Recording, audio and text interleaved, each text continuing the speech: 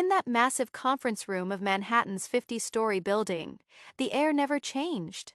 It was always the same. The clean scent of lemon, the building's ventilation system's incessant hum, and the overwhelming sense of dread that settled over the people gathered around the table.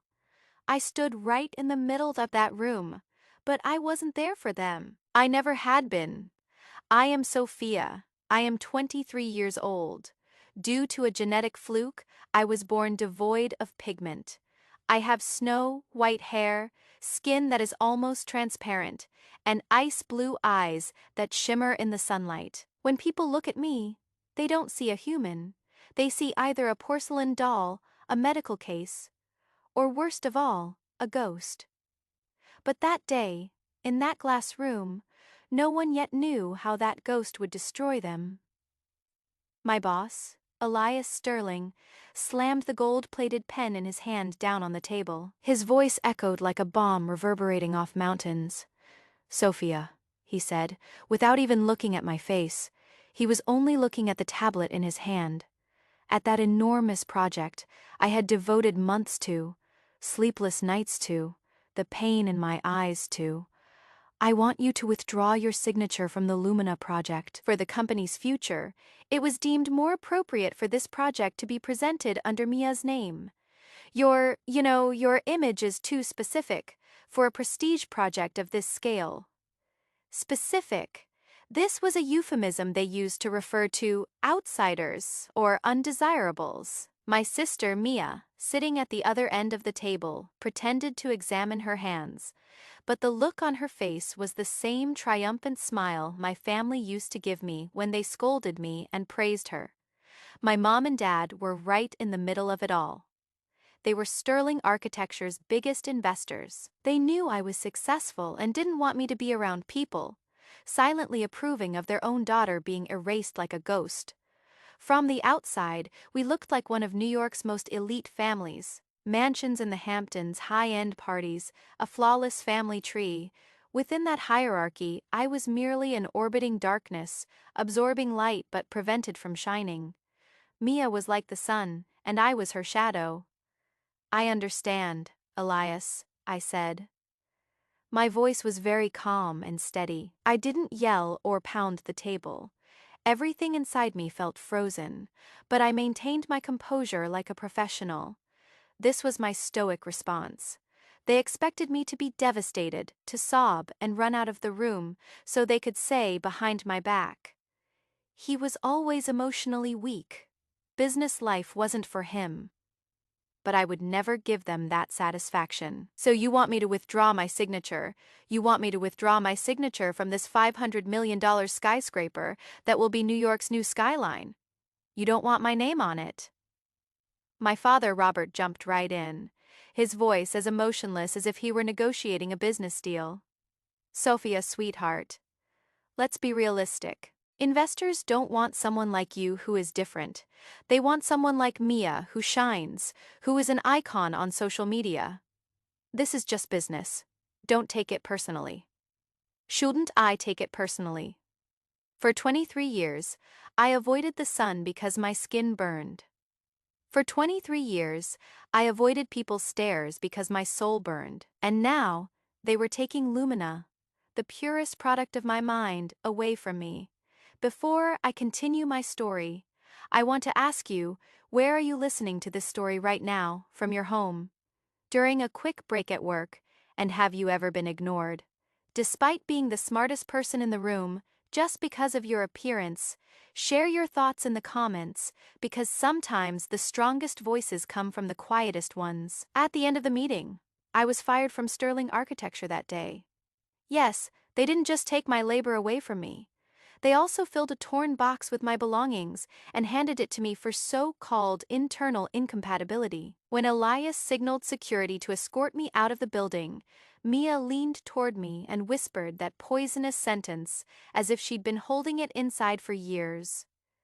"Ghosts can't be architects, Sophia. They're just shadows." As I descended in the glass, enclosed elevator from the 50th floor, I looked out at the cityscape and saw my reflection in the mirror. Those ice blue eyes behind my special glasses were no longer just sad. In that moment, a transformation was complete in that mirror. I was no longer the albino girl they hid and were ashamed of. I was the invisible force that would bring about their end. Because there was something they didn't know. Not even Elias, Mia, or even my family. My secret presence. It was as if my family had always been happy because I hadn't left my room for years. While I sat in my room, their laughter rang in my ears. While they were a happy family, I hadn't just worked for sterling architecture in the dim darkness of my room, under the pseudonym Ghost Architect. I had built the world's largest independent auditing and architectural technology platform. Now that they had fired me, Elias would be able to do whatever he wanted. He would implement the cost-cutting measures I had never allowed, all the details of the Lumina project, every square centimeter, every static calculation, and Elias's illegal material changes to reduce costs, were stored on an encrypted server. They thought I was just a drafter. In reality, I was the architect of the entire system. When I left the building, the sun in New York seemed brighter than usual, almost biting into my skin. Normally, that would have bothered me, but that day I just smiled. I took out my phone and sent a single message. Protocol shadow begins. That night, I spent it in the burnt coffee-scented studio of my old friend David, who treated me better than my own family, who wasn't related to me by blood but was closer to me than family. David was a cybersecurity expert and the only person who saw me for who I was. I told you they'd do this, Sophia. You always wanted to see the good in people, he said, handing me a cup of strong tea. What are we doing now? He smiled. Now, I said, reaching for my laptop in my bag. Now it is old Sophia, I said. The light from the laptop screen made my pale skin glow even more.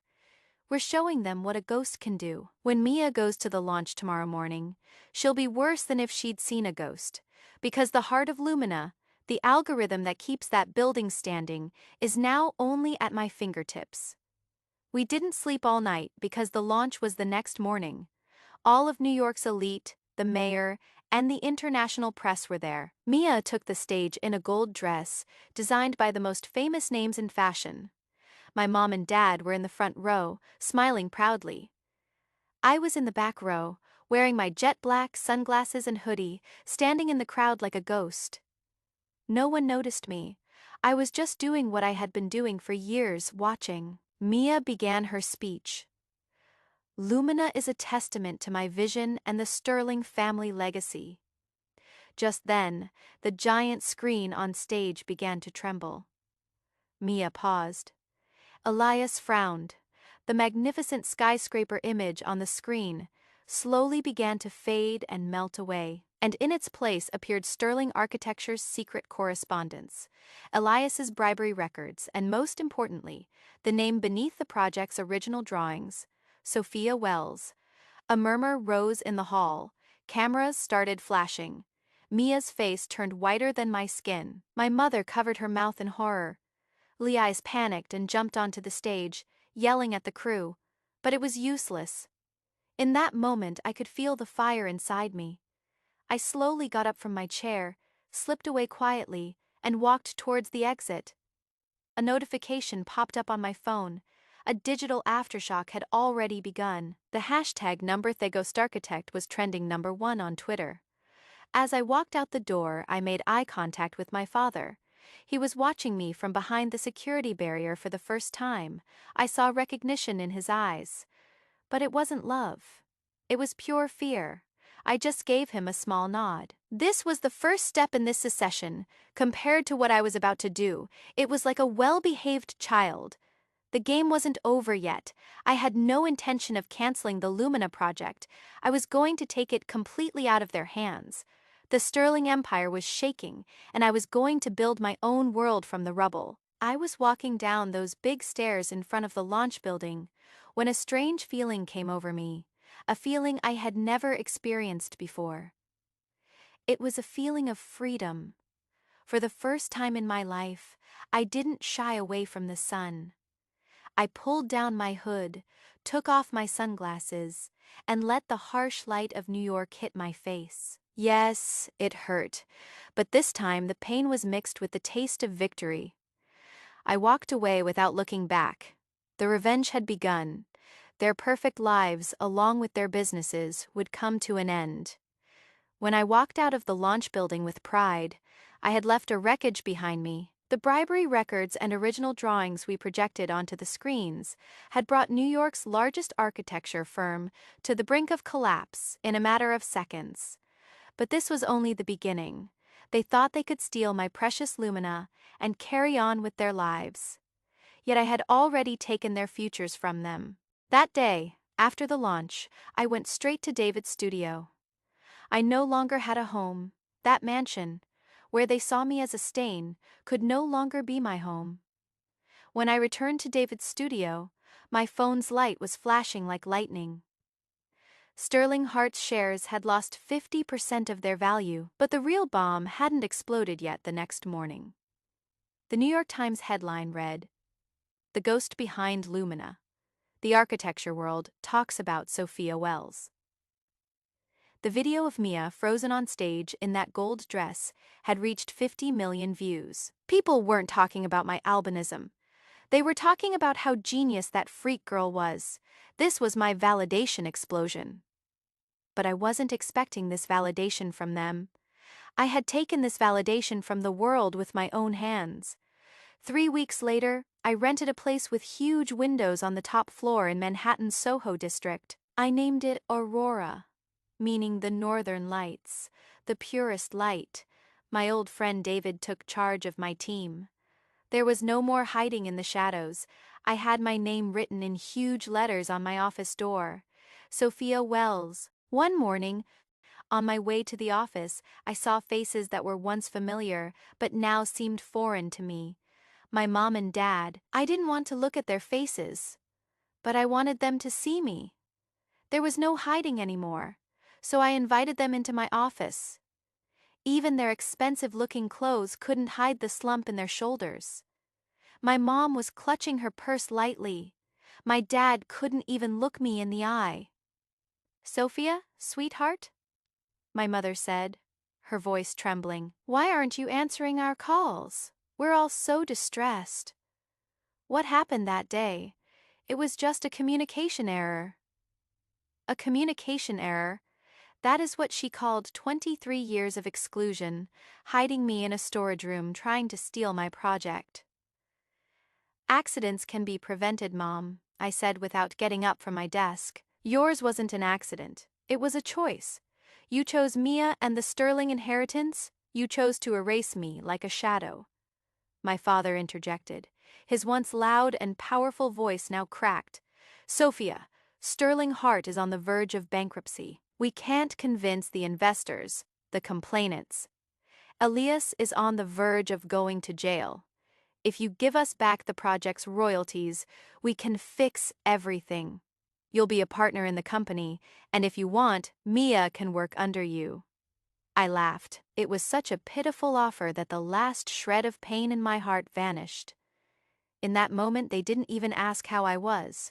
"You still don't understand," I said, projecting a file onto the giant screen in front of me. "I don't need Sterling Hart. Sterling Hart needs me, and my answer is no." It was a wall-pulling moment for the first time in my life. I could feel the power of being able to say no. When I had them escorted out of my office by security, I didn't even look back. I knew then that true revenge wasn't yelling and screaming. It was showing them they no longer had a place in your world. Things were starting to get bigger. The evidence I had provided about the theft of materials from Elias Sterling's projects had reached the federal prosecutors. One night, I saw on the news that Elias had been handcuffed and taken from his home. His face had taken on a ghostly pallor under the bright police lights. Just like mine, but he had turned white with fear. I was born that way. At this point, I want to ask you something. What would you do if the people who should trust you the most, your family, turned their backs on you? Would you forgive them and start over? Or would you chart your own course and leave them behind? Write to me in the comments. I read each one individually because your stories are just as important as mine. 6 months have passed. The Lumina project was taken from Sterling Hart by court order and transferred to Aurora Architecture, meaning to me I'll never forget the day I went to the construction site. Wearing a white hard hat and my famous black trench coat, I climbed to the top floor. All of New York was at my feet. Mia was waiting for me there. She was nothing like the person social media loved so much anymore. Her hair was unkempt, her eyes swollen from crying. She looked at me and asked, "Why, Sophia, you took everything. Our home, our reputation, my father's money. Why did you destroy us with such hatred?" When I looked at her, I felt pity, a desire to forgive, but I couldn't. For 23 years I had been crushed, excluded, and used by them. I approached her. There were only a few inches between us. "Hate," I said calmly. "Mia, I don't even feel enough for you to destroy you. I only brought justice when you stole my work. You actually signed your own death warrant." That evening, they went to the mansion in the Hamptons to foreclose on it. My mom and dad had to move into a small apartment. They tried to contact me, messages, emails, voice notes. "Sophia, we're so sorry. Sophia, we're your family. Sophia, we need money." I deleted them all. I didn't respond to any of them. I had been silenced for years, and now my silence was the greatest punishment. I no longer existed for them. I had come into their world like a ghost, and now I had left their lives like a ghost. But I left an indelible mark behind me. When the opening night of Lumina arrived, the building sparkled like a diamond in the heart of New York. The special lighting system I designed illuminated every floor of the building in a pure white, the color of my skin. Thousands of people were there. When I stepped onto the stage, amid that huge wave of applause, I felt visible for the first time. But this time, people were applauding me not because I was different, but because I was unique. I kept my speech short. They always told me I was like a ghost. They were right. A ghost sees everything, never gives up, and gets what it deserves when the time comes. This building is dedicated to all invisible children. Don't be afraid of the light, be the light itself. As I stepped off the stage, I saw David in the crowd. He was smiling. Beside him were the young architects from my office, my cybersecurity team, and people who accepted and loved me just as I am. Blood ties don't always give you a real family. Sometimes they're a prison you need to escape. Today, Aurora Architecture is one of the most prestigious firms in the world. The Sterling family, they're just a footnote now. Mia works as a sales assistant in a cosmetic store, and my father is still struggling to pay the legal bills. I haven't forgiven them. I haven't forgotten them either. I've just removed them from the equation of my life. My story ends here, but I have a call to action for you. If you also feel like a ghost in your life, if your talents are overshadowed by others, join us. This channel is a refuge for those whose voices cannot be heard. Subscribe, become part of this family, and let's illuminate the world together. Remember, even the darkest night ends with the sunrise. And sometimes, that sun is you. Now, I have one last question for you. Will revenge win in your story, or will success? I chose both. What about you?